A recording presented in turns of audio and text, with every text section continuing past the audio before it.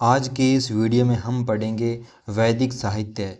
वैदिक काल जब पढ़ते हैं तो उसमें वैदिक साहित्य का भाग पढ़ा जाता है। वेद कौन कौन से हैं, उनके उपवेद कौन कौन से हैं, उनके ब्राह्मण ग्रंथ कौन कौन से हैं, उन्हीं के बारे में हम पढ़ेंगे आज।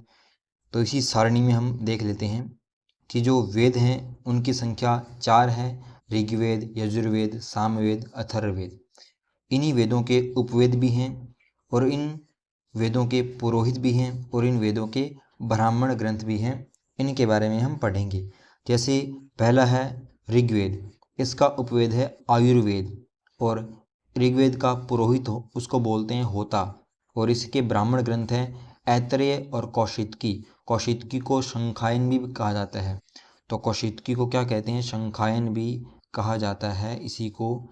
इसके दो नाम हैं, तो ऐतरेय कौशितकी, यानी कि एक, ऐसे याद रख सकते हैं एक।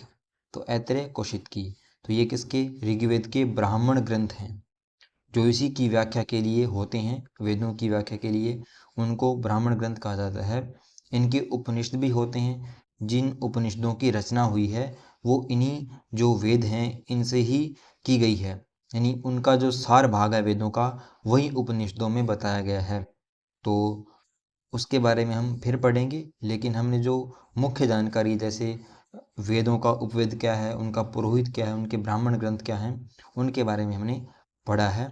तो ऋग्वेद का उपवेद है आयुर्वेद, इसका पुरोहित होता और इसके ब्राह्मण ग्रंथ ऐतरेय कौशितकी।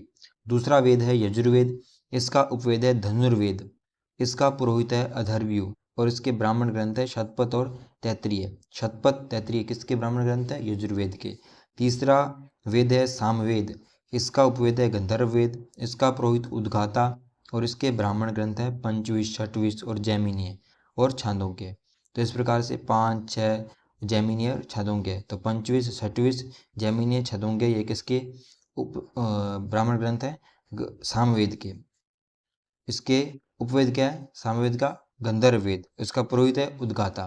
फिर आखिरी वेद है जो अथर्ववेद, इसका उपवेद है शिल्पवेद और इसका पुरोहित है ब्रह्मा और इसके ब्राह्मण ग्रंथ है गौपथ। इसका ब्राह्मण ग्रंथ है गौपथ। एक होते हैं आरण्य ग्रंथ जो कि जंगलों में लिखे गए थे संन्यास आश्रम के दौरान, उनको कहा जाता है आरण्यक। तो प्रत्येक वेद की आरण्य ग्रंथ भी होते हैं, लेकिन अथर्ववेद एकमात्र ऐसा वेद है जिसका कोई भी आरण्यक जो ग्रंथ नहीं है। और इनमें सबसे प्राचीन जो वेद है वो है ऋग्वेद। तो ये चारों वेद हैं। इनके उपवेद कौन कौन से हैं इनके बारे में हमने पढ़ा। तो ऋग्वेद, यजुर्वेद, सामवेद, अथर्ववेद। अब इनसे संबंधित एक अभ्यास प्रश्न हम कर लेते हैं। निम्न में से असत्य कथन है। पहला ऑप्शन है सबसे प्राचीन वेद ऋग्वेद है जिसमें 10 मंडल हैं। दूसरा कथन है अथर्ववेद का कोई भी आरण्य ग्रंथ नहीं है।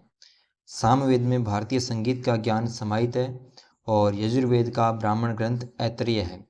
इनमें से कौन सा गलत कथन पहचानना है? तो पहला ऑप्शन है ये सही है। सबसे प्राचीन वेद ऋग्वेद है जिसमें 10 मंडल हैं, इसमें 10 मंडल हैं। और अथर्ववेद का कोई भी आरण्य ग्रंथ नहीं है, ये भी सही है। सामवेद में भारतीय संगीत का ज्ञान समाहित है, ये भी सही है। यजुर्वेद का ब्राह्मण ग्रंथ ऐतरेय है, ये गलत है, क्योंकि ऐतरेय किसका ब्राह्मण ग्रंथ है? ऐतरेय ऋग्वेद का ब्राह्मण ग्रंथ है, जबकि यजुर्वेद का तैत्तिरीय है। तैत्तिरीय और शतपथ किसके हैं? यजुर्वेद के। जबकि ऐतरेय कौशितकी किसके हैं? ये ऋग्वेद के। तो ये प्रश्न का सही आंसर होगा कि जो 4 नंबर यानी कि डी ऑप्शन सही आंसर होगा।